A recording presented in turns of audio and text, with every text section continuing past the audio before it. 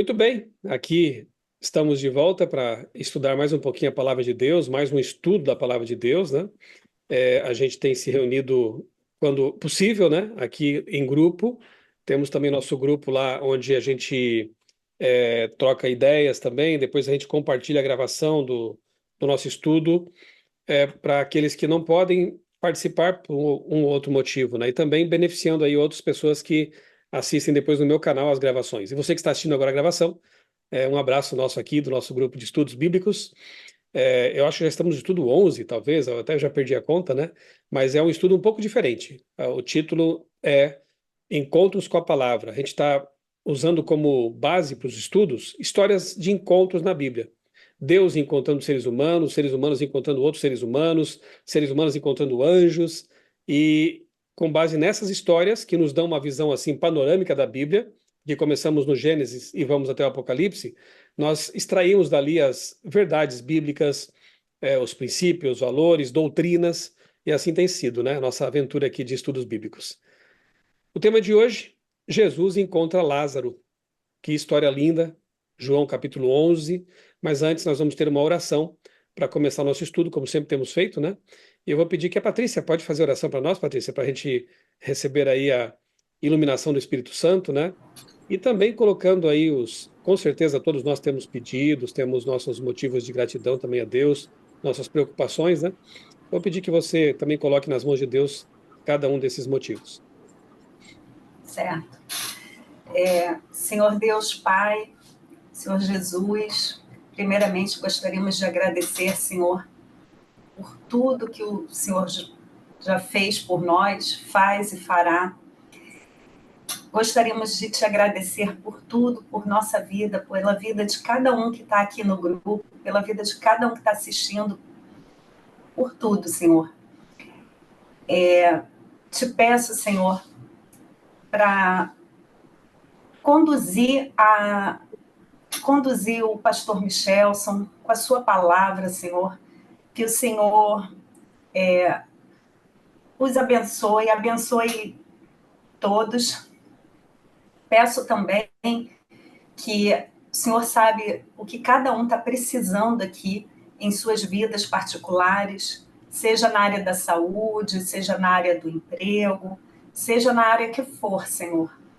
Peço que os ajude, te fortaleça e, em nome de Jesus, gostaríamos de ter um bom estudo bíblico na sua presença. Amém. Amém. Obrigado, Patrícia. Então, agora eu vou fechar os áudios aqui por um tempo. Nós vamos até o Evangelho de João, ok? Vou pedir que vocês, então, abram a Bíblia. Se você que está acompanhando também a nossa gravação aqui, tiver a sua Bíblia por perto ou no celular, vamos juntos ler o texto. João capítulo 11, que é justamente o momento em que Jesus ele manifesta poderosamente o seu poder ressuscitando Lázaro, um grande amigo dele, Lázaro, né? Lá em Betânia. Então, abram ali em João capítulo 11. Vamos ler aqui a partir do verso 1 mesmo, né? Depois eu vou trazê-los de volta aqui à tela e a gente vai compartilhar outros textos para fazer comparações, tá bom? Mas, por enquanto, vamos ler aqui alguns versos do capítulo 11. O verso 1 diz assim: Um homem chamado Lázaro estava doente. Ele era de Betânia, da aldeia de Maria e de sua irmã Marta. Esta Maria, cujo irmão Lázaro estava doente, era a mesma que ungiu o Senhor com perfume e lhe enxugou os pés com seus cabelos. Por isso, as irmãs de Lázaro mandaram dizer a Jesus: Aquele que o Senhor ama está doente. Ao receber a notícia, Jesus disse: Essa doença não é para a morte, mas para a glória de Deus, a fim de que o Filho de Deus seja glorificado por meio dela. Ora, Jesus amava Marta e a irmã dela, e também Lázaro. Quando soube que Lázaro estava doente, ainda se demorou 2 dias no lugar onde estava. Depois disse aos seus discípulos: Vamos outra vez para a Judéia. Olha só, já aqui comentando um pouquinho o início do capítulo, né? Bom, primeiramente, era um grande amigo de Jesus. Inclusive, o bilhete que elas mandaram para ele foi: O seu amigo, aquele que você ama, tipo assim, lembrando, né? Ele está doente. Qual era a expectativa delas? Obviamente que Jesus se apressasse para curar seu amigo, para realizar mais um milagre, como tantos outros que ele já havia realizado, de cura de um doente. Mas, estranhamente, Jesus se demorou 2 dias. Não é estranho? Porque ele não saiu correndo, né, para fazer o que elas estavam pedindo. Ele espera 2 dias. E ainda diz: olha, essa doença não é para a morte. Verso 5. Ora, Jesus amava Marta e a irmã dela e também Lázaro. Quando soube que Lázaro estava doente, ainda demorou 2 dias, como eu disse, né? Depois falou assim: vamos outra vez para a Judéia. Os discípulos disseram: Mestre, ainda há pouco os judeus queriam apedrejá-lo, e o Senhor quer voltar para lá?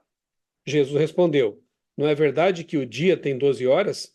Se alguém andar de dia, não tropeça, porque vê a luz deste mundo. Mas se andar de noite, tropeça, porque nele não há luz. Tendo dito isto, acrescentou: nosso amigo Lázaro adormeceu, ou, em outras traduções, nosso amigo Lázaro dorme, mas eu vou para despertá-lo. Olha que fala interessante, né? Então os discípulos disseram: Senhor, se dorme, estará salvo. Jesus falava da morte de Lázaro, mas eles pensavam que tivesse falado do repouso do sono. Então Jesus lhes disse claramente: Lázaro morreu. Por causa de vocês, me alegro de que não estivesse lá, para que vocês possam crer. Mas vamos até ele. Então Tomé, chamado Dídimo, disse aos outros discípulos: vamos também nós para morrer com o mestre. Dizem que Tomé era um discípulo vacilante, né? Falto de fé e tudo mais. Mas olha a coragem que ele manifestou aqui agora. Tá bom, se Jesus vai de volta lá para Galileia, para a Judéia, e se colocar em risco, vamos juntos para morrer com ele. Então foi corajoso, na verdade, né? Eles acharam estranho, certamente, isso, né? Porque Jesus disse: olha, você está dormindo. Se dorme, vai ficar bem, né? Geralmente a pessoa dorme, passa a dor, ou melhora, enfim, né? Achavam que ia acontecer isso. Jesus teve que ser categórico: ele está morto. E que bom que eu não estivesse lá, para que vocês possam crer. Porque Jesus já sabia o que ia fazer, né? Na verdade. Bem, aí, no verso 17, quando Jesus chegou e encontrou Lázaro já sepultado, havia 4 dias. Ora, Betânia fica a mais ou menos 3 quilômetros de Jerusalém. Muitos dos judeus vieram visitar Marta e Maria a fim de consolá-las por causa do irmão. Marta, quando soube que Jesus estava chegando, foi encontrar-se com ele. Maria, porém, ficou sentada em casa. Então Marta disse a Jesus: se o Senhor estivesse aqui, o meu irmão não teria morrido. Quase uma repreensão, né? Mas também sei que, mesmo agora, tudo o que o Senhor pedir a Deus, ele concederá. Jesus disse a ela: o seu irmão há de ressurgir. Agora veja como a resposta dela revela conhecimento teológico correto. Ao que Marta respondeu, verso 24: eu sei que ele há de ressurgir na ressurreição no último dia, que é quando os mortos ressuscitarão, né, na volta de Jesus. Então Jesus declarou: eu sou a ressurreição e a vida. Quem crê em mim, ainda que morra, viverá. E todo que vive e crê em mim não morrerá eternamente. Você crê nisso? Marta respondeu: sim, Jesus. Eu creio que o Senhor é o Cristo, o Filho de Deus que devia vir ao mundo. Depois de dizer isto, Marta foi chamar Maria, sua irmã, e lhe disse em particular: o mestre chegou e está chamando você. Quando Maria ouviu isso, levantou-se depressa e foi até ele, pois Jesus ainda não tinha entrado na aldeia, mas permanecia onde Marta o havia encontrado. Os judeus que estavam com Maria em casa e a consolavam, vendo-a levantar-se depressa e sair, seguiram-na, pensando que ela ia ao túmulo para chorar. Quando Maria chegou ao lugar onde Jesus estava, ao vê-lo, lançou-se aos seus pés, dizendo: se o Senhor estivesse aqui, o meu irmão não teria morrido. Quando Jesus viu que ela chorava e que os judeus que acompanhavam também choravam, agitou-se no espírito e se comoveu. E perguntou: onde vocês o puseram? Eles responderam: Senhor, venha ver. Jesus chorou. Esse texto aqui, olha, esse verso aqui, 36, né, ele é muito significativo, né? É o 35, né? Jesus, o Criador do universo, o Todo-Poderoso, chorou. Obviamente que ele não chorou porque Lázaro tinha morrido, porque ele sabia que iria ressuscitá-lo, mas possivelmente pela falta de fé daquelas pessoas ou simplesmente por compaixão, né?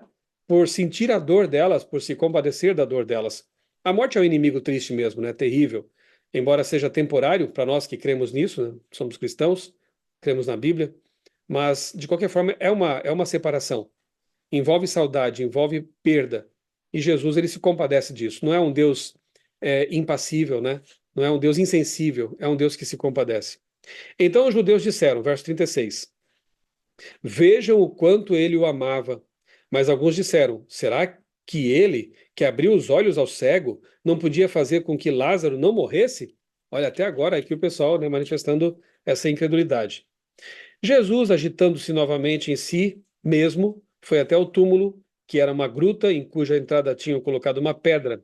Então Jesus ordenou: tirem a pedra. Marta, irmã do falecido, disse a Jesus: Senhor, já cheira mal, porque está morto há 4 dias. E aqui a gente entende porque Jesus esperou 2 dias.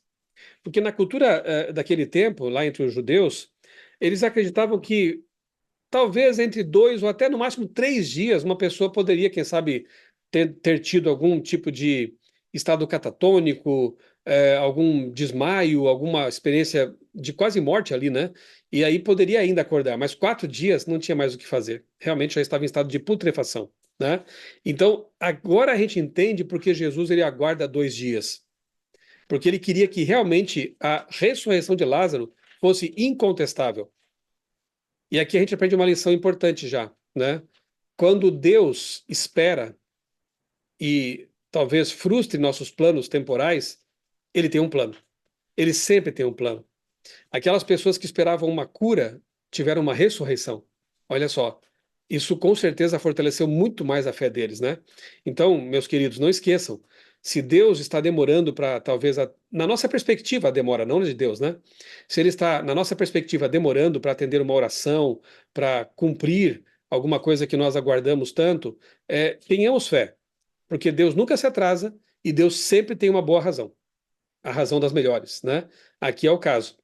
Ninguém sabia. Nós sabemos porque nós temos a história escrita, conhecemos os bastidores, foi revelado para nós, mas pensa nas pessoas daquele tempo. Quantas dúvidas devem ter pairado na mente deles, né? Puxa, por que Jesus não veio logo, né?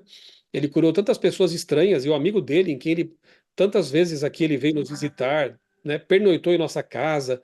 Por que que Jesus não fez com ele também a mesma coisa? E eles depois vão ter a resposta, né? Na verdade. Então, não nos esqueçamos, Deus nunca se atrasa, Deus sempre tem um plano, né? Bom, estamos no verso 39, ele manda tirar a pedra, Deus não faz aquilo que a gente pode fazer, né? Olha, o Deus queria ressuscitar um morto, não podia, com um pensamento, tirar aquela pedra do lugar? É interessante, né? Alguns aplicam de forma assim, homilética, né? Dizendo que, olha, Deus não faz o que nós podemos fazer. Mover a pedra eles podiam fazer, ressuscitar o morto não. De qualquer forma, ele diz: tire a pedra. E aí, no verso 41, tiraram a pedra e Jesus, levantando os olhos para o céu, disse: Pai, graças te dou porque me ouviste. Eu sei que sempre me ouves, mas falei isto por causa da multidão presente, para que creiam que tu me enviaste. E depois de dizer isso, clamou em alta voz: Lázaro, venha para fora. Aquele que tinha morrido saiu, tendo os pés e as mãos amarrados com ataduras e o rosto envolto num lenço. Então Jesus lhes ordenou: desamarrem-no e deixem que ele vá. Era o costume daquele tempo, né? Não era exatamente mumificação, né, como os egípcios faziam, mas eles também tinham o hábito de envolver, né, os falecidos em panos, né, em faixas, e Lázaro então ele sai dali amarrado, né, quase uma múmia mesmo. E Jesus então manda que eles o libertem, né? Primeira coisa interessante, entre tantas outras que nós vamos explorar aqui também, né, é Lázaro não vem contando, Lázaro não vem contando assim algo como, eu estava lá num corredor de luz e vi ali as almas e tudo mais, né? Não, ele não fala nada nesse sentido, né? Jesus foi muito claro dizendo, Lázaro dorme. Ele estava num estado de sono, de inconsciência. E quando volta, realmente o relato não diz nada sobre qualquer tipo de palavra que Lázaro tenha dito. Segunda coisa que já fica assim bem clara para a gente, e que a gente já pode mencionar nesse momento, se Lázaro estivesse no céu, como creem muitos cristãos, que quando as pessoas morrem vão para o céu imediatamente, né? Não teria sido uma injustiça de Jesus trazê-lo de volta para cá? Se ele já estivesse na glória, né? Lá desfrutando do paraíso, no céu, Jesus diz: olha, volta para cá, Lázaro, desce, eu preciso que você ressuscite, né? Eu acho que Jesus não faria uma coisa dessa com seu amigo, né? E como era amigo de Jesus, um homem justo, com certeza estaria lá, na glória, né? Mas não, Lázaro estava dormindo, estava na sepultura, estava ali de forma inconsciente. Bom, tendo todo esse cenário em mente, essa história tão bonita, eu quero convidar vocês agora a me ajudarem com as leituras que eu vou passar para cada uma aqui agora, tá bom? Eu vou pedir que, eu já vou distribuir os textos, cada um procure o seu texto e depois nós vamos ler, cada um vai ler e os demais vão ouvir a leitura, né? Então vamos lá, eu vou passar para a Cris o texto de Gênesis 2, verso 7. Gênesis 2, verso 7. Vou pedir que o Schiller leia para nós Ezequiel 18:4. Ezequiel 18:4. Danilo está no trânsito, não vou pedir que ele leia nada, né? Vamos vamos preservar o Danilo, né? Que ele fique bem ali enquanto dirige para casa. Eu vou pedir então que a Patrícia leia para nós Eclesiastes 9, 5 e 6. Eclesiastes 9, 5 e 6. Vou pedir que a mãe leia 1 Tessalonicenses capítulo 4, 13 a 17. Tá? 13 a 17. Eu vi que o meu querido amigo Marcelo Faceto entrou também já aqui na nossa sala. Não sei se ele teria condições de ler também um texto ali, mas fique à vontade, Faceto, tá? É muito bom saber que você está conosco aqui. Bom, fiquemos com esses textos aqui por enquanto, então. E a primeira pergunta que o texto da Cris vai responder é a seguinte. Aliás, antes de responder a pergunta, deixa eu comentar um detalhe, né? Para a gente entender o que é a morte, é primeiro necessário entender o que é a vida, né? Porque a morte é o oposto da vida. E nesse texto aí, que está lá na criação do ser humano mesmo, né? A gente vai entender o que é o ser humano. É a antropologia bíblica, né? Quais foram os dois elementos que Deus usou para criar o ser humano? Cris, Gênesis 2, verso 7.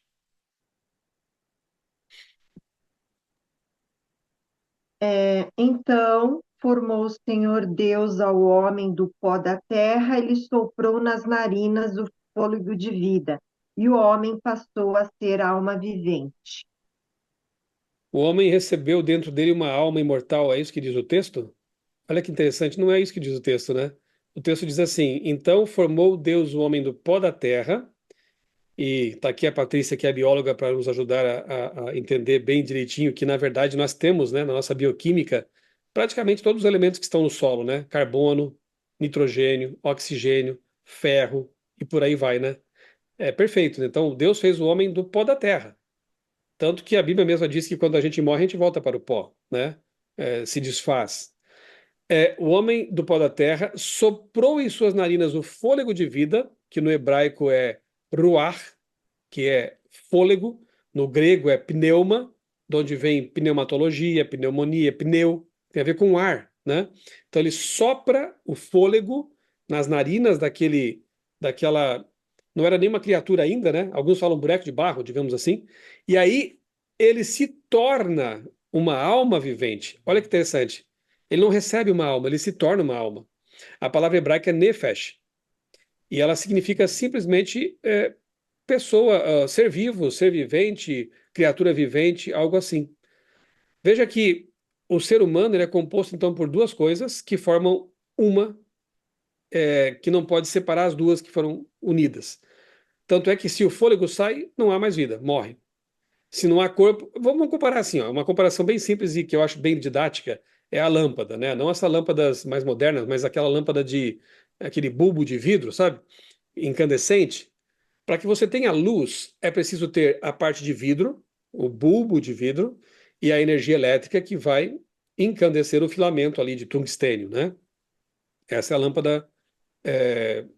lâmpada dessas mais antigas, né? Então, para você ter a luz, você tem que ter as duas coisas, a energia elétrica e a parte física de vidro, tá? Sem a parte de vidro ali, o bulbo, não há luz. O bulbo sem energia não produz luz. As duas coisas juntas formam a luz. Então a luz seria a alma, mal comparando, né? O bulbo seria o corpo e a energia, o fôlego de vida que Deus deu. Isso junto forma o ser humano, forma a criatura vivente, né? É, Tanto é que a mesma Bíblia diz, lá em Romanos 5,12, né, que a alma que pecar, essa morrerá, né? Então, o ser humano, como é pecador, a partir do pecado de Adão e Eva, isso fez com que todos nós nos tornássemos mortais, né? Não existe aquela coisa de um ser humano imortal, uma alma imortal. Aliás, o texto que o Schiller vai ler depois diz exatamente isso, né? Que a alma, ainda que fosse um fantasminha, como alguns creem, ela também é mortal, tá? Lá em Gênesis 3,19, é dito que quando o ser humano morre, ele volta ao pó. Então, vejam, é a antivida, né? Vida é a união do fôlego com o corpo, forma a alma vivente, e a morte é o oposto disso. O fôlego volta para Deus, essa energia que Deus concedeu, essa respiração, né? Volta para Deus, o corpo volta para o pó e a alma se desfaz. Então, é aquilo que alguns chamam de não existência por um tempo. Claro que se eu ficasse por aqui seria muito triste, né? Parece que acabou, morreu, acabou, né? Mas não, a Bíblia tem uma promessa maravilhosa para aqueles que morreram em Cristo, né? Mas estamos ainda analisando o que é um ser humano, o que acontece quando ele morre. Portanto, quando ele morre, é a ausência de vida. Desfaz-se essa união entre corpo, fôlego, que produz a alma, nefesh, ser vivente, ok? Vamos então a Ezequiel 18,4, né? O texto que eu pedi para o Schiller ler para nós. Olha que texto interessante. A alma morre ou não morre? Vamos ver.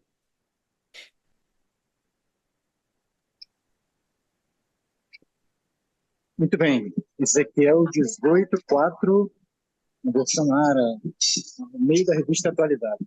Eis que todas as almas são minhas, como a alma do Pai, também a alma do Filho é minha. A alma que pecar, essa morrerá. Obrigado, Schiller. Boa noite, Sheila. Seja bem-vinda. Tudo bem aí? Bom, então, veja, ainda que nós crêssemos, mas não cremos, que a alma é um tipo de fantasminha, alguma coisa assim, nós teríamos que admitir, com base nesse texto inspirado que o Schiller leu, Ezequiel 18,4, que a alma morre. Porque o texto diz: a alma que pecar, essa morrerá. Quantos pecaram? Segundo a Bíblia, todos. Então, todos são mortais.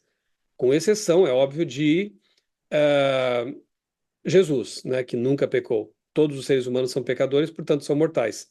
Então, a alma que pecar morrerá. Ali é a mesma palavra, nefesh, ou seja, a pessoa que pecar, o ser humano que pecar, esse morrerá.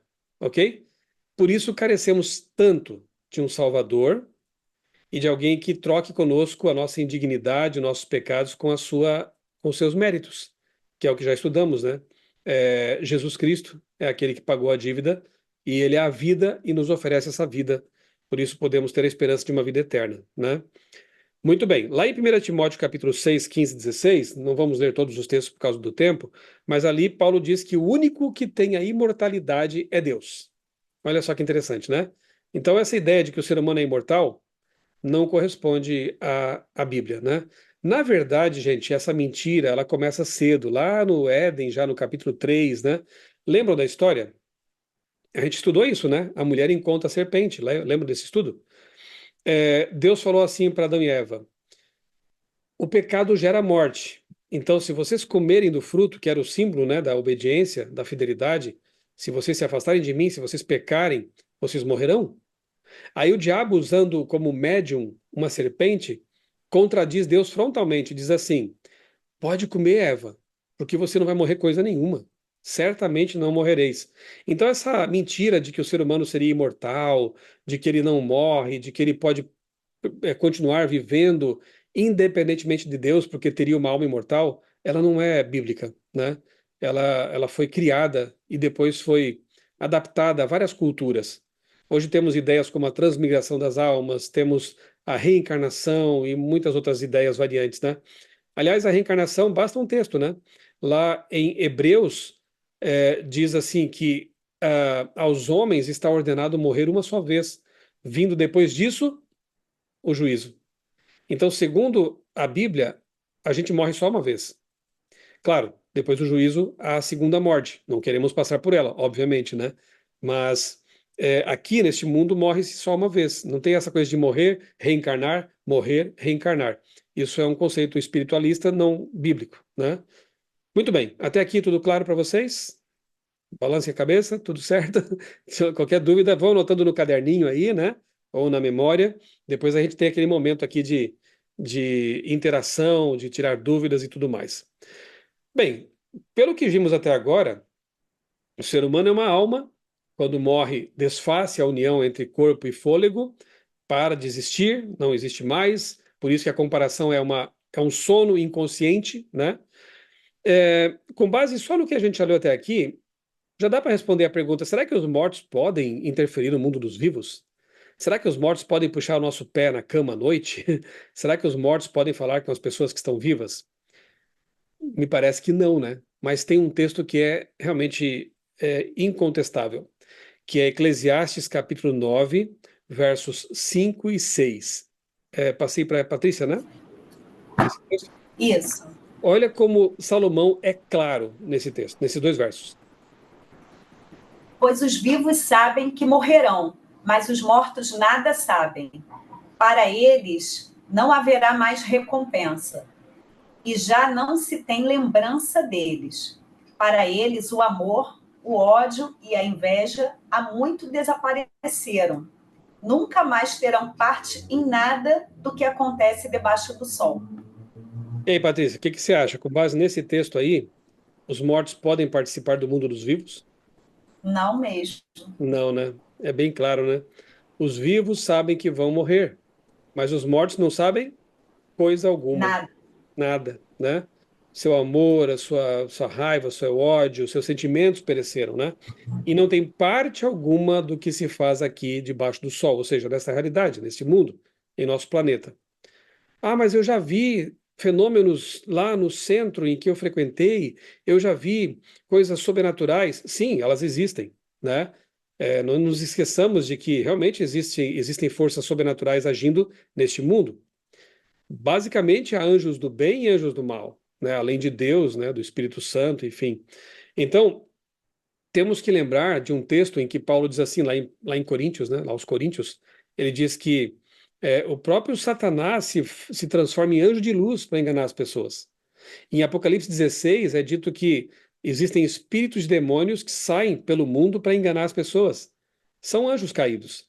Então, é do interesse de Satanás, usando os seus anjos, ou ele mesmo fazendo essas coisas, passar a ideia para as pessoas de que elas não morrem, de que elas não precisam de Deus desesperadamente para ter a vida eterna. Deu para entender? É ele mesmo propagando, perpetuando a mentira que ele originou lá no Éden, de que certamente vocês não vão morrer.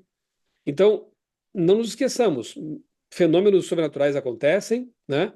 É muito fácil para o diabo simular a aparência, a voz e trazer informações, né? Porque ele tem uma rede de informações muito, muito grande, né?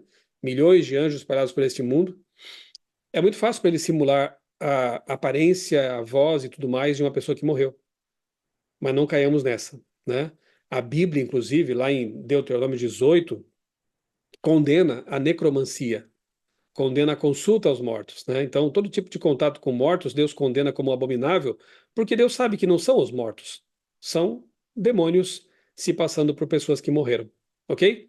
Então, de ponta a ponta, a gente vê a Bíblia condenando essa prática, por quê? Porque não é bom, né? De forma, pelo contrário, é terrível ter contato com demônios que podem enganar as pessoas, ainda mais manipulando as emoções delas, quando estão fragilizadas, quando estão com saudade, né? Na verdade, gente, depois que eu entendi esse assunto, eu não cria nisso, né? Eu também acreditava no passado em alma imortal, céu imediato após a morte, até inferno acreditava. Depois a gente vai falar um pouquinho sobre isso, né? Purgatório e tudo mais. Na verdade, quando eu entendi esse assunto pela Bíblia, eu percebi que é muito mais consolador pensar que uma pessoa querida que nós amamos, que morreu em Cristo, está inconsciente, está, digamos, descansando, né, das lutas deste mundo e simplesmente aguardando na inconsciência a ressurreição e o reencontro com aqueles que ficaram. Sabe, seria terrível pensar assim que um parente nosso, querido, neste momento está lá no céu olhando para nós, de repente vendo aqui um filho com câncer, vendo uma família passando necessidades, lutas. Não seria horrível um céu desses? Tendo consciência de tudo e não podendo fazer muita coisa? Então, é muito melhor pensar, como eu disse, né, que os mortos estão realmente inconscientes em relação àquilo que acontece neste mundo. E é o que a Bíblia ensina. Então, a forma bíblica de entender a morte é muito mais esperançosa, muito mais consoladora, né? Confortadora. Ok? Vamos adiante? 1 Tessalonicenses capítulo 4, pedi para a mãe ler esse texto, né? Mãe, lê do 13 até o 17. É um texto muito bonito, eu acho que vale a pena a gente ler esses versos todos aí. 1 Tessalonicenses capítulo 4, versos 13 ao 17. Paulo fala sobre a morte, sobre a ressurreição, fala sobre o que acontece com as pessoas que morreram em Cristo e com aqueles que estiverem vivos por ocasião da volta de Jesus. Olha que interessante. Não queremos, porém, irmãos, que sejais ignorantes com respeito aos que dormem, para não vos entristecerdes como os demais, que não têm esperança. Pois se cremos que Jesus morreu e ressuscitou, assim também Deus, mediante Jesus, trará em sua companhia os que dormem. Ora, ainda vos declaramos por palavra do Senhor isto: vós, os vivos, os que ficarmos até a vinda do Senhor, de modo algum precederemos os que dormem. Até quanto? 17. Porquanto o Senhor mesmo, dada a sua palavra de ordem, ouvida a voz do arcanjo e ressoada a trombeta de Deus, descerá dos céus e os mortos em Cristo ressuscitarão primeiro. Depois nós, os vivos, os que ficarmos, seremos arrebatados juntamente com eles, entre nuvens, para o encontro do Senhor nos ares, e assim estaremos para sempre com o Senhor. Amém. Que texto maravilhoso, hein? Ele começa dizendo assim: eu não quero, irmãos, que vocês fiquem tristes como os demais que não têm esperança. Porque, obviamente, que a gente fica triste, né? Como eu falei já, é uma despedida, uma saudade que fica e aperta o coração. Não sabemos quanto tempo vai se passar para ter o reencontro, né? Mas não como os demais que não têm esperança, porque quem não tem esperança aí acabou mesmo, né? Nunca mais vou encontrar essa pessoa, que terrível, que tristeza. Então, tristeza é normal, mas não desespero. Porque se cremos que Cristo ressuscitou, os mortos também vão ressuscitar. Ele tem poder para fazer isso. Ele fez isso com Lázaro. Pode fazer com todos, né? Que creem. E aí, lá no finalzinho do trecho que a mãe leu, diz assim, ó, que os mortos em Cristo ressuscitarão primeiro. Isso porque há uma segunda ressurreição também. Outro dia a gente pode estudar esse assunto, né? Que é pós-milênio, enfim, que é a ressurreição para a segunda morte, né? Então há uma primeira morte e uma segunda morte. Há uma primeira ressurreição e uma segunda ressurreição. Então os mortos em Cristo ressuscitam primeiro. Quando? O texto diz: quando a última trombeta soar, quando Cristo descer do céu. É na volta de Jesus que acontece a ressurreição dos salvos. Depois nós, os vivos, seremos arrebatados juntamente com eles. Eles quem? Aqueles que estavam mortos e ressuscitaram. Então, o texto diz que ninguém vai na frente de ninguém, né? Todos aguardam até a volta de Jesus, quando acontece a ressurreição ou a chamada glorificação dos vivos. Lá em 1 Coríntios capítulo 15, Paulo ele também fala sobre esse assunto, ali pelos versos 50, 51, 52, quando ele diz assim, ó: convém que isto, ele fala do corpo, né, que é corruptível, se revista de incorruptibilidade. Então vai ser um corpo perfeito. E isto que é mortal, se revista da imortalidade. Se nós já fôssemos imortais, como alguns ensinam, por que Paulo diz que um dia nós seremos revestidos de imortalidade? Veja só. E ele fala assim, num abrir e fechar de olhos, todos seremos transformados. Então, na volta de Jesus, todos, os que estavam mortos, já ressuscitam com esse corpo incorruptível, corpo imortal. E os que estavam vivos serão transformados num piscar de olhos, também terão seu corpo agora imortal, né? Sem pecado, um corpo perfeito, jovem para sempre, vai ser maravilhoso, né? E aí esse grupo agora sobe para encontrar Jesus nos ares. Então veja, mais uma coisa importante que esse texto nos ensina: o arrebatamento não é secreto e não acontece antes da volta de Jesus. O arrebatamento é visível e acontece durante a volta de Jesus, na volta de Jesus. Ficou claro para vocês isso aí? Porque algumas pessoas também têm uma certa incompreensão com respeito ao arrebatamento, né? Alguns acham que esse vai ser levado, um vai ficar para trás, deixados para trás, né? Aquela série, né? Então, não existe isso de deixados para trás, a não ser que você compreenda que quem for deixado para trás vai ser morto, estará morto. Os mortos ímpios não ressuscitam. Os que estiverem vivos, os ímpios, serão destruídos pela glória de Deus, não suportarão a glória de Deus. Por quê? Porque não terão seus corpos transformados. Nós, os salvos, só suportaremos a glória de Deus porque nós receberemos um corpo puro, sem pecado, glorioso, glorificado. E aí, nessa condição, poderemos estar na presença de Deus. Do contrário, também seríamos destruídos, né? Então, esse é um ensinamento claro da palavra de Deus, né? Com respeito à morte, à ressurreição, o arrebatamento, ok? Anotem no caderninho as perguntas aí, por favor, tá bom? Vamos adiante. Eu vou pedir agora que o Faceto, Marcelo Faceto, leia para nós um texto muito bonito, muito conhecido, talvez o texto mais memorizado de todos na Bíblia. Sabem qual é? João 3,16, né? João 3,16. Pode ler para nós, Marcelo? Em quem somente podemos ter a vida eterna.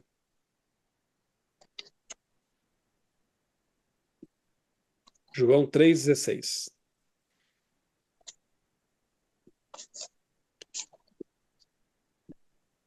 Boa noite, Ravi. Boa noite a todos. Boa noite, Marcelo. Tudo bom?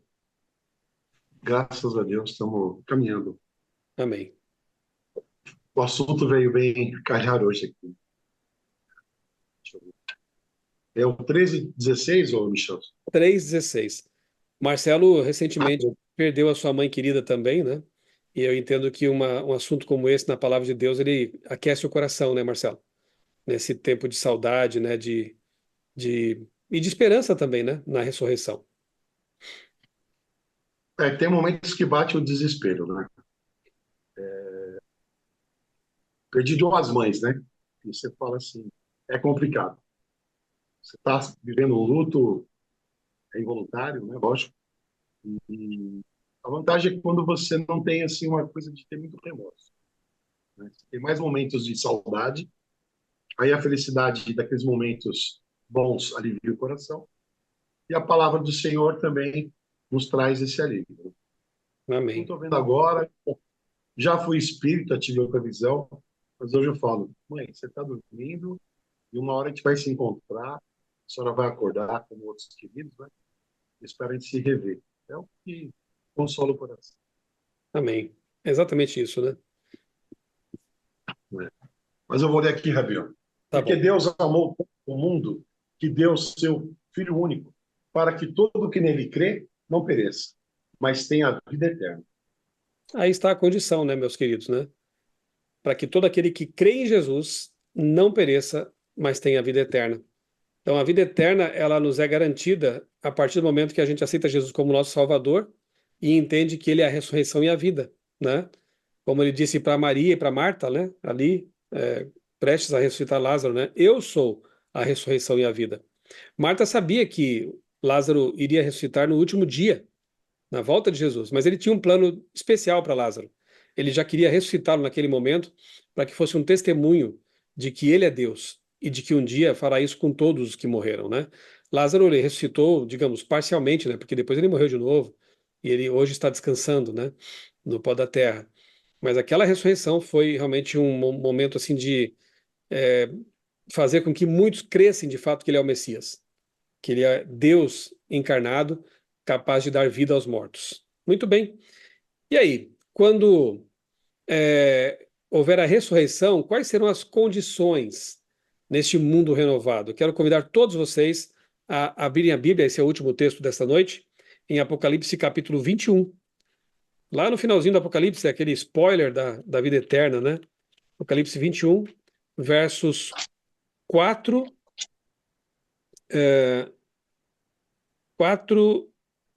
5, 4 e 5. Tá bom por hoje. Eu vou ler aqui para vocês, tá bom? E lhes enxugará dos olhos toda lágrima.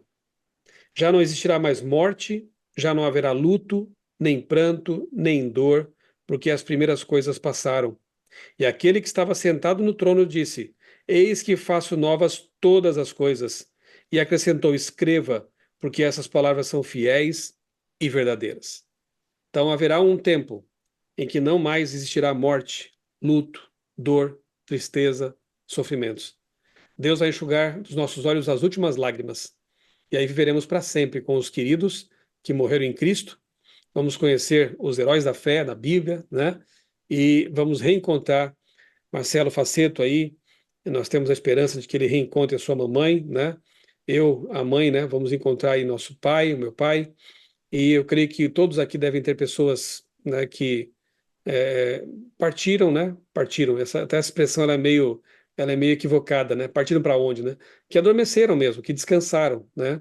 E que hoje estão inconscientes do sofrimento deste mundo. E o próximo pensamento que terão, quando Cristo voltar, se morrer em Cristo, é: Jesus voltou. E o abraço, né? O reencontro. É isso, gente. Essa é a promessa bíblica, é assim que a Bíblia explica o assunto da morte, da vida, da ressurreição, da volta de Jesus. Para mim, não existe outra forma como essa, né, de entender o assunto que seja tão esperançosa quanto esta é. E está na palavra, né?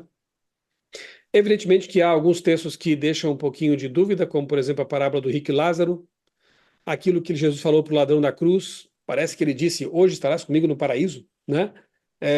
Há uns poucos textos assim que parecem contradizer o restante das dezenas e dezenas de textos que falam a mesma coisa.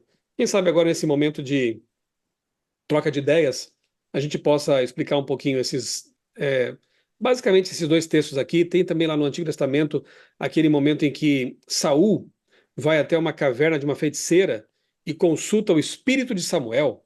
Que estranho, como assim? Samuel já tinha morrido, ele voltou para falar com Saul. Então são alguns textos que precisam a gente entender assim mais o contexto, e é óbvio que se 100 textos falam que é A e 3 textos, 4 textos parecem dizer B, alguma coisa está errada no nosso entendimento com relação a esses textos que parecem dizer B. A gente tem que estudar o todo, né, para entender e explicar esses textos que parecem ser discordantes, mas não são. Na verdade, quando a gente entende direitinho, a gente vê que eles estão em plena harmonia com o restante, né? A Bíblia é a palavra de Deus, ela não se contradiz. Muito bem. Podem abrir o microfone agora, podem fazer seu comentário, quem sabe alguma pergunta. Fiquem à vontade, esse é o momento de vocês.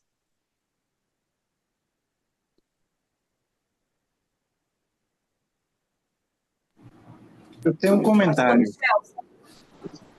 Pode falar. Então, vocês perceberam com relação a Lázaro, né? Que estava todo mundo falando assim: nossa, o seu amigo Lázaro está morrendo. Aí Jesus, ele leva 4 dias ao todo, né? 2 dias para ir, mais 2 dias morto lá. Sim. E assim, ele, em tese, assim, ele não se preocupou. Não chegou a falar: eu tenho que ir correndo, porque senão ele vai morrer, né? Ele estava sempre calmo, manso e sereno. Por quê? Porque todo o poder, todo o domínio está na mão dele, né? Agora perceba que ninguém faz a agenda de Deus. Ele mesmo se pauta quando que tem que fazer cada coisa e por que tem que fazer cada coisa. Isso é muito importante. Às vezes a gente quer apressar algo. Calma, tem seu tempo. Vocês não estão entendendo agora, mas 4 dias depois vocês verão que é para a glória de Deus. Vai todo mundo ter mais fé depois de passar por esse momento, por exemplo. Né? Então, às vezes, o testemunho que você dá, se entrega, deixa que ele resolve. Não tenta ficar pautando a agenda de Deus. É exatamente como eu tinha dito, né? Deus, ele nunca se atrasa, mas sempre tem um plano. E aqui a gente viu mais uma vez isso acontecendo, né? Patrícia. A minha dúvida é sobre o inferno, né? Eu não sei direito, assim, aonde, mas eu acho que está em Apocalipse, eu não sei, que fala do fogo eterno, que nunca se apaga. Se eu não me engano, acho que as pessoas que receberem a marca da besta vão para o inferno junto com Satanás e seus demônios, acho que, né? E aí eu fico com essa dúvida sobre, que eu acho que é uma dúvida, quando você terminou, né, que você falou que tem alguns versículos, igual quando Jesus fala, ainda hoje estará comigo no paraíso, eu acho que essa do inferno também é uma, e que eu não entendo direito. Aí, se puder me esclarecer. Perfeitamente. E, de fato, ao estudarmos esse assunto da morte na Bíblia, automaticamente vem dúvidas sobre a questão do inferno. Porque se há um inferno agora queimando, há pessoas vivas, mortas que estão vivas, né? Que não morreram exatamente, estão lá com as suas almas queimando no fogo do inferno. Então, fica estranho, porque como é que fica o entendimento de que as pessoas estão inconscientes, né? De que os mortos não sabem nada, não sofrem, não têm dor, não têm sentimentos, né? Se há um inferno agora, elas estariam sofrendo ali. O Apocalipse fala das duas coisas, do inferno e do lago de fogo. O lago de fogo infelizmente, né, é o destino aí final, né, dos ímpios. Destino final é meio redundante até, né? Mas enfim, é o que vai acontecer com os ímpios finalmente, é a destruição, é o aniquilamento, aniquilação. Por que que a gente sabe que é aniquilação? Malaquias, por exemplo, diz que os ímpios se farão como cinzas debaixo dos pés dos salvos. O Apocalipse mesmo, capítulo 20, fala de segunda morte. Não há retorno dela, né? Fala de destruição, não restará na raiz nem ramo, né? Sendo a raiz o próprio Satanás. Há vários textos que indicam aniquilação. Como entender o inferno, então? Já vou explicar esse ponto, mas deixa eu ler aqui só mais um verso da carta de Judas, na carta de Judas, um pouquinho antes do Apocalipse. Aqui no verso 7 diz assim, ó: igualmente Sodoma e Gomorra e as cidades vizinhas, que também se entregaram à imoralidade e adotaram práticas contrárias à natureza, foram postas como exemplo do castigo de fogo eterno. Ora, mas se você vai hoje até a chamada Palestina, e ali perto perto do Mar Morto está a localização, né, daquela planície onde ficavam essas cidades. E não estão queimando até hoje. É um deserto lá, né? Então, como é que eu entendo isso? Sodoma e Gomorra sofreram a pena do fogo de castigo, né? O fogo eterno. A gente entende, então, Patrícia, que na verdade não é a duração do fogo que é eterna, mas as consequências dele. Aqueles que morrem no fogo eterno não voltam mais. É aquele fogo que Jesus disse que destrói corpo, alma e espírito. Quando a Bíblia apresenta assim nessa expressão, né? Corpo, alma e espírito quer dizer totalidade do ser, ou seja, esse fogo destrói totalmente o ser humano. Então ele estará para sempre, eternamente perdido, eternamente não mais vivo. É nesse sentido. E olha que curioso, no Apocalipse é dito que a besta, o falso profeta, enfim, e o inferno foram lançados no lago de fogo. Não fica estranho dizer o inferno foi lançado no inferno, né? É que a palavra traduzida por inferno, na verdade, no grego é Hades e no hebraico é Sheol, ela pode ser traduzida melhor ainda simplesmente por sepultura ou local em que os mortos ficam. Entendeu? Tumba, sepultura, pó da terra, simplesmente é o local dos mortos, né? Inclusive no credo, até o credo, né, que é recitado pelos católicos, ele diz corretamente assim, ó, que Jesus, ele desceu até o inferno, né? Ressuscitou ao terceiro dia, subiu aos céus, de onde há de vir a julgar os vivos e os mortos. Tá direitinho isso aí, tá tudo certo, né? Inclusive fala da volta de Jesus, veja só, de onde há de vir julgar os vivos e os mortos. Então, como é que Jesus pode ter descido ao inferno se o inferno fosse o local onde está o diabo ali com os seus demônios punindo as pessoas? É porque Jesus desceu à sepultura mesmo. Ele foi sepultado. Então ele foi de fato ao inferno e por 3 dias permaneceu, né, na sepultura. 3 dias inclusivos, né, como a gente compreende. Então, voltando ao ponto, né, inferno, segundo a Bíblia, é sepultura. É o local onde estão os mortos. Então, de fato, o inferno vai ser destruído. A sepultura, que é o símbolo da morte, não existirá mais. E eterno em consequência, não duração. Enquanto há combustível, ele queima, depois acaba. E aqui nesse texto que eu li de Judas, é a melhor comparação que podemos fazer, né? O castigo do fogo eterno passou por Sodoma e Gomorra, mas não estão queimando lá até hoje. Essa ideia de um inferno atual e de punição dos ímpios e tudo mais é um dogma católico, mas também vem lá de antes disso ainda, da cultura grega, né? Tinha lá o deus do inferno, né? Hades, né? Aqui a Divina Comédia, né? Tem toda essa mitologia, né? Dos níveis do inferno ali e tudo mais, o cachorro do inferno, o Cérbero, né? Então, infelizmente, esse dogma que é pagão, ele acabou sendo incorporado ao cristianismo, né? E muitas igrejas hoje acreditam nessa ideia, que, infelizmente, Patrícia, acaba lançando dúvidas até sobre o caráter de Deus, né? Pensa bem, será que Deus seria capaz de punir por bilhões e bilhões de anos, nas chamas do inferno, alguém que pecou talvez 30, 20 anos? Nem o ser humano é capaz de punir com esse rigor, né? A gente faz o quê aqui? No máximo, pena de morte ou prisão perpétua. Mas aí colocamos sobre Deus um tipo de justiça, que para mim não é nem justa, né? Que é tão terrível, né? Punição por bilhões e bilhões e bilhões de anos. Outra coisa, Apocalipse 21 fala assim, ó, não haverá mais morte, nem pranto, nem dor, porque tudo isso passou. Se houvesse um inferno queimando abaixo dos pés dos salvos, haveria dor, pranto, sofrimento, não é verdade? Mas o Apocalipse fala que isso vai acabar. Não é plano de Deus que isso continue existindo.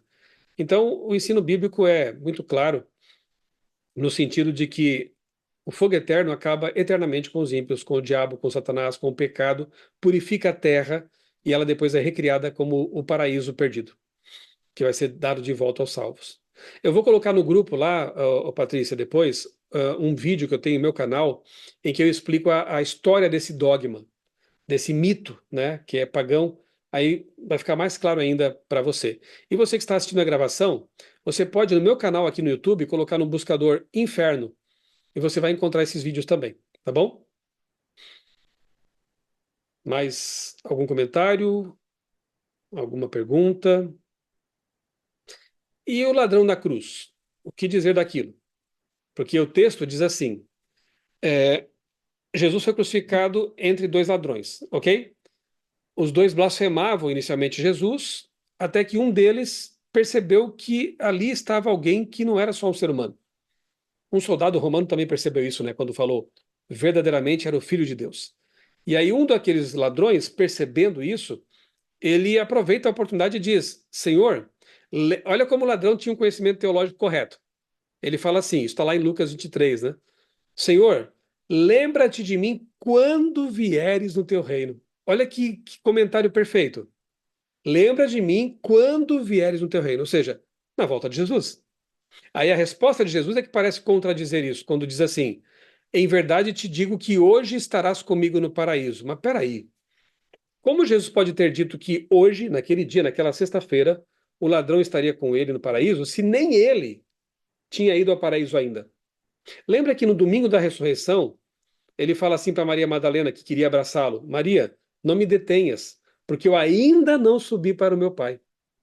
Olha só, Jesus não tinha ido ao paraíso ainda até domingo, né?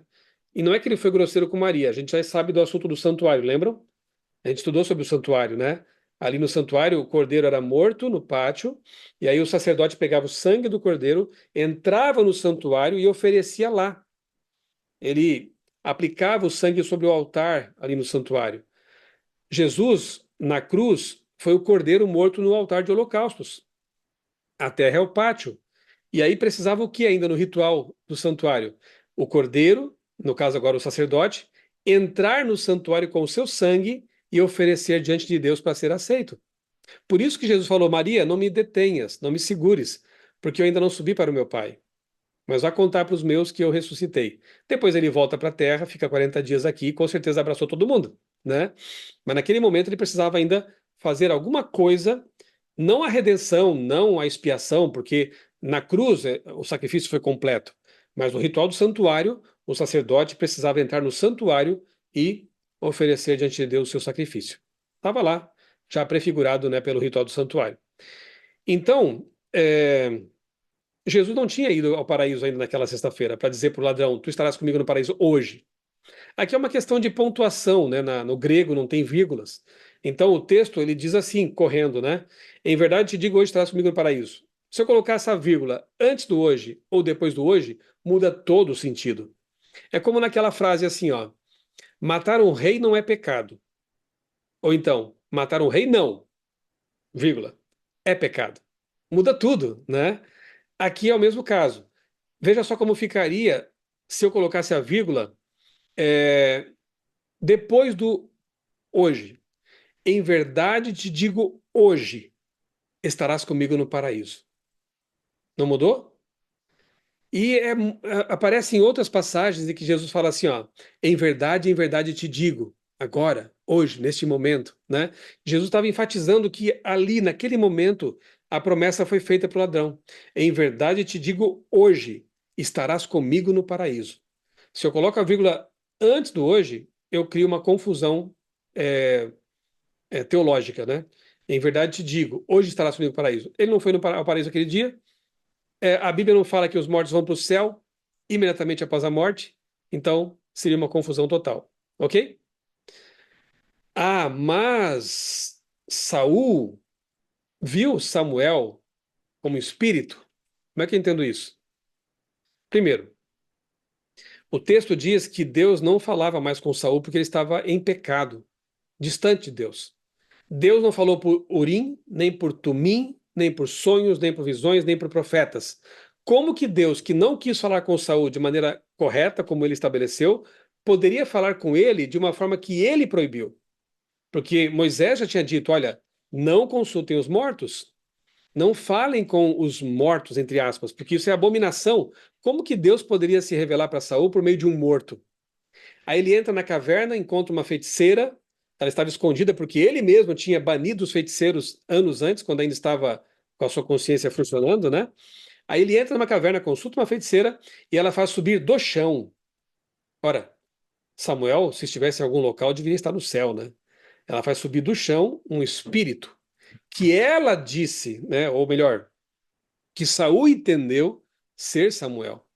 Olha como Saul estava longe de Deus, a cabeça toda torta, né, nesse momento, né? Então o texto não está dizendo que ali era Samuel aparecendo como um morto, né, como um espírito. Muito pelo contrário, aquilo foi uma sessão mediúnica de feitiçaria, ok? Eu creio que sejam esses os textos, né? Tem a parábola do rico e Lázaro, mas é uma parábola. O nome já diz, né? Parábolas são histórias fictícias para trazer lições espirituais. O assunto ali não tinha nada a ver com morte, vida, era sobre ganância, né? O rico morre e aí ele vai lá para as chamas e o pobre morre e vai para o céu, ou melhor, não é céu, né? É no seio de Abraão, vai para o seio de Abraão. E aí eles se comunicam como se houvesse uma comunicação entre quem está lá e quem está no inferno. É obviamente tudo mítico ali, né? Você percebe claramente. Outra coisa, e antes que Abraão viesse, para onde iam as pessoas que morriam? Não havia seio de Abraão antes de Abraão, né? Então, tudo. Jesus usa uma história corrente naquele tempo, mitológica, para ensinar verdades espirituais. Naquele caso era a questão da ganância, do desprezo para com os pobres, né? Você não pode estabelecer uma doutrina em cima de uma parábola. Senão eu vou dizer que árvores falam. Lá em parábola de Jotão, no Antigo Testamento, tem árvores que falam, né? Senão eu vou dizer que tantas coisas que eu posso dizer em cima de parábolas, se eu fosse aplicá-las literalmente, né? Enfim, eu acho que são esses 4 textos aí que são os mais usados para tentar refutar uma verdade tão clara na Bíblia, que é a de que os mortos estão inconscientes e de que a ressurreição acontece na volta de Jesus. O que mais, gente? Falei demais hoje, né? Algum comentário, alguma pergunta, alguma coisa que passou por alto aqui nesse estudo? Eu tenho mais um último ponto. Olha que interessante. Voltando para o nosso primeiro texto de Gênesis 2:7. Olha que curioso. Deus, ele usa o que quer, né? E ele resolveu utilizar o pó da terra. Na linguagem científica, é tido como poeira cósmica, o pó das estrelas, né? Que é o mesmo material que faz planeta, faz átomo, e inclusive o ser humano, como já falaram aí, né? Tem lítio, cobre, enxofre, oxigênio, carbono, e aí você monta o homem do pó da terra, que é o barro, né? Assim, uma palavra mais simples, né? Agora, o que acontece para fazer a vida? O fôlego de Deus, né? E ele é o único que tem vida em si próprio. E ele empresta, ele concede, né? Então, a vida vem dele, o fôlego dele, ele vai lá e sopra. Aí tem o primeiro suspiro, né? E aí, quando você perde o último suspiro, ele volta para Deus. Só isso mesmo, né? Só para reforçar o que já foi dito. Então, não fica vagando por aí igual um Gasparzinho, reencarnando em outros, numa borboleta, aparecendo para uma criança, né? Porque, como dito, o exemplo da lâmpada e da luz, né? Vida provém de Deus e vida só provém de vida, né? É isso aí. Lembram quando Estevão estava sendo apedrejado, o primeiro mártir cristão? Ele disse: Senhor Jesus, recebe o meu espírito. A palavra ali é pneuma, né? É fôlego. Então, Senhor Jesus, recebe o meu fôlego. Né? Ele estava morrendo e descansou. Enfim, tem muitos textos que falam de. Paulo usava muito, né, a expressão os que dormem para se referir à morte, né? Então, leiam a Bíblia e vocês perceberão como essa doutrina é tão clara, né, a respeito da morte e da ressurreição. Schiller. A propósito, só para curiosidade mesmo, eu vi um palestrante, alguém aí na internet, eu não sei a procedência e veracidade, mas ele estava comentando do tetagrama do nome de Deus. E como não tem vogal, fica difícil de você saber qual que é a pronúncia correta. Porque a gente está acostumado a ler uma palavra com sílaba, né? B-A-B-A, né? Mas ele falou que tem a ver com respiro, suspiração, né? É o próprio fôlego de vida, como se você estivesse inspirando quando você nasce, ou assim, né? E quando você morre, você libera o último sopro de vida. E seria, então, alguma coisa parecida com um fuar, né? Só por curiosidade mesmo, assim, para você ver que o fôlego de vida, o Espírito de Deus, está até no próprio nome dele. Uhum. Muito bem. Acho que é isso, né, gente? É um estudo confortador, sem dúvida nenhuma, né? E que Deus nos ajude a ter essa esperança bem firme no coração e nos ajude a ajudar outras pessoas que talvez estejam hoje vivendo na desesperança, no desespero, né? Porque não compreendem um ensino tão claro, tão simples, como está na palavra de Deus. Deus nos ajude a ser também portadores de luz nesse sentido, né? De confortar as pessoas com a verdade da palavra dele e especialmente com a verdade promessa que não pode, Jesus não pode mentir, nunca mentiu, de que ele voltará e trará consigo os muitos e muitos Lázaros, muitos amigos dele que morreram, né, que adormeceram para este mundo, né? Alguns até dizem que se Jesus não fosse específico naquele momento, dizendo assim, Lázaro, você só, hein, saia da sepultura, todos os mortos do mundo teriam ressuscitado, né? Então Jesus foi específico, né? Lázaro, você, vem para fora, porque os demais ainda têm que aguardar um pouquinho de tempo, né? É isso. Grande alegria estar com vocês aqui mais uma vez, né? A gente vai se comunicando lá no grupo e marcaremos aí o próximo estudo para daqui a alguns dias, tá bom? Qualquer dúvida, qualquer comentário, qualquer necessidade, usem o grupo lá, tá bom, gente? Está lá para isso. Vamos orar? Querido Deus, bondoso Pai, muito obrigado, Senhor, por mais esse estudo da Tua palavra. Obrigado porque a Tua palavra é clara e cheia de esperança. Obrigado porque nós entendemos, mais uma vez, que os nossos mortos queridos que adormeceram em Cristo, que aceitaram o plano de salvação, um dia serão ressuscitados e nós estaremos juntos para sempre, para nunca mais nos separarmos. Ajuda-nos, Senhor, a ensinar, a compartilhar essas verdades com um mundo tão descrente, tão imerso em conceitos espiritualistas que apenas afastam as pessoas de Deus. Ajuda-nos a levar essa mensagem de esperança a todos aqueles com quem nós entrarmos em contato. Dá-nos a tua paz, uma boa noite de descanso, abençoa todo o nosso grupo. É o que nós te pedimos e te agradecemos em nome do Senhor Jesus. Amém. Boa noite, gente. Deus abençoe muito vocês. Ô, Michel, Oi, Marcelo. só um minutinho. Eu queria aproveitar para agradecer primeiro do seu tempo, que é tão escasso, uma sala com tão poucos alunos, e você sempre está nos agraciando com a tua sabedoria, com a tua luz da palavra, todo o teu conhecimento. Espero que esse estudo pelo YouTube, por outros canais, pela outra leitura, que é o teu blog, possa chegar a muitos irmãos. Amém. Quero agradecer aos irmãos que oraram pela saúde da minha mãe, pós-falecimento, e pelo conforto que Deus trouxe no meu coração. Eu sei que você orou, eu sei que a dona Enedina orou, ela é uma querida, é uma mãe, quem conhece ela sabe do coração bondoso e generoso, assim como outros irmãos do grupo aí também, né? A Michelle, o Marcelo, o Alexandre, tantas pessoas que são amigos nossos em comum aqui. Então, obrigado a todos. Se eu não falei o nome de alguém, me perdoa. Obrigado. Às vezes, à noite bate o desespero, 3 horas da manhã a gente acorda, aquele pensamento. Quando vem a palavra, tenho acesso do canal do Michelson, eu chamo carinhosamente de Rabi, porque ele é o meu Rabi, né? Então é muito aprendizado. Então, se você tiver alguém, às vezes você tem uma palavra, falta uma palavra, né? Eu, às vezes, não tenho uma palavra de apoio, de suporte, para alguém que está com pânico. Eu tenho um filho que está passando por uma depressão muito grande, e só quem tem isso na família sabe como é. Então, eu agradeço a todos. Chelsea, muito obrigado. Dona Enedina, que é uma mãe, amo a senhora de coração. Muito obrigado. Um beijo para todos e boa noite, viu? Obrigado, Marcelo, pelas palavras sempre bondosas aí. E a gente continua orando por você e saiba que eu oro por você sempre, né? Te considero aí, temos a mesma idade, mas eu te considero como um filho na fé, né? Nunca Muito obrigado, Michel. Obrigado. você. Que Deus te abençoe muito nesse momento. Também a tua saúde, né? Que cuide de você aí nessas lutas que você tem tido. Sinta o conforto que vem de Deus, tá bom? Muito obrigado, meu amigo.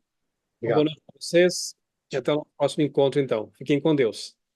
Pastor Michelson Borges, professor Roger Tavares, eu e você pelos lugares mais incríveis do Egito, da Jordânia e de Israel. Já pensou? Pois é, eu vim aqui convidar você para fazer parte dessa aventura. Mas deixa primeiro eu me apresentar. Eu sou a Michela Borges, da Mapa na Mão Viagens. Dá uma conferida lá no nosso Instagram, Mapa na Mão Viagens. A nossa agência faz pacotes para você aí para o mundo todo, mas também amamos levar grupos para lugares especiais que tenham a ver com as histórias da Bíblia. E esse próximo grupo vai fazer a expedição Terra Santa com a gente, percorrendo caminhos do povo hebreu até Jesus. Nós vamos começar pelo Egito, conhecendo lugares históricos e incríveis como as pirâmides. Também vamos subir o Monte Sinai. Depois vamos para a Jordânia, também conhecer lugares dos sonhos, para depois irmos para Israel. Lá em Israel, vamos boiar pelo Mar Morto, subir Massada, navegar o Mar da Galileia, conhecer Jerusalém e muito mais. Esse é daqueles grupos e daquelas viagens imperdíveis. Sobre a segurança, eu não vou arriscar a mim e a minha família que vai junto a viajar se não estiver seguro por lá. Neste momento, por exemplo, os grupos estão viajando normalmente e a nossa viagem está confirmada. Mas, Michela, o que está incluso nesse pacote? Quase tudo. O aéreo internacional de Guarulhos até lá e depois no retorno até Guarulhos, hospedagem, café da manhã e jantar, os passeios, os ingressos, toda a parte terrestre e a presença do pastor Michelson Borges fazendo a parte espiritual da viagem e do professor Roger Tavares enriquecendo a nossa viagem com muito ensino da parte cultural e histórica. Eu já quero contar aqui para você que esse é um dos pacotes mais completos no mercado hoje. E qual o valor de tudo isso? A partir de R$ 27.600. Esse valor é à vista, mas a gente ainda consegue parcelar até dezembro. Então corre, clica aqui, dá uma olhada lá no nosso site, na página desta viagem, e lá tem um botãozinho do WhatsApp. Manda um WhatsApp para mim que eu vou amar conversar com você. E esse tipo de viagem aqui esgota rápido, então não perca tempo. Um grande abraço e nos encontramos em Guarulhos em janeiro.